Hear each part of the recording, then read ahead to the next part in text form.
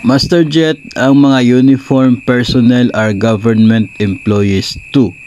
Pero why they are not GSIS members? No, so madalas po na ito ay tanong, no, dahil po doon sa atin pong na-post na sinasabing mandatory compulsory membership sa GSIS for government personnel.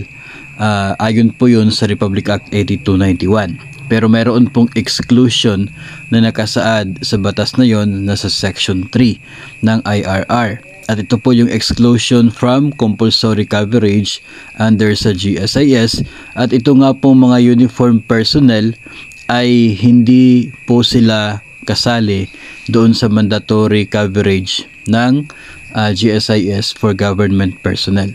Naka-state talaga yan sa batas na uniform personnel of the AFP, PNP, BFP, and BJMP. Ito po no, kabilang sa mga hindi kasali doon sa compulsory coverage ng GSIS. Ayon po ito sa Republic Act 8291. So ito po yung sagot kung bakit sila ay hindi po sakop ng retirement benefits at maging ng deductions under po sa GSIS.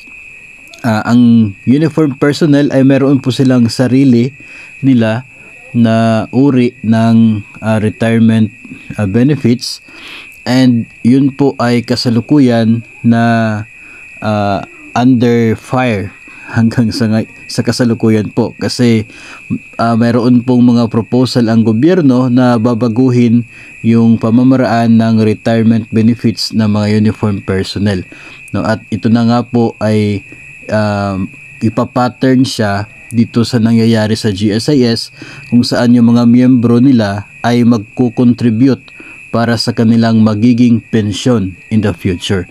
So yun po kasi yung purpose ng atin pong premiums sa GSIS. Tayo po ay nag-contribute bilang paghahanda doon sa magiging pensyon natin when we retire from government service. So ganun po siya, no. While you are active in service, kakaltasan ka, tapos mayroon din contribution si government under your name para maisiguro na kapag ikaw ay mag-retire na from the service, makakatanggap ka ng pensyon, no? Para siyang insurance sa inyo o sa atin, para when we retire, kung kailan wala na tayong sahod na tatanggapin from our employer, tayo ay makakatanggap pa rin in the form of monthly pension. So yun po yung purpose ng GSIS. No, so ito po yung sagot kung bakit hindi kasali sa sakop ng GSIS ito mga uniform personnel. Nasa batas, mayroon po batas na nagsasabi na sila ay hindi kasali doon sa compulsory coverage.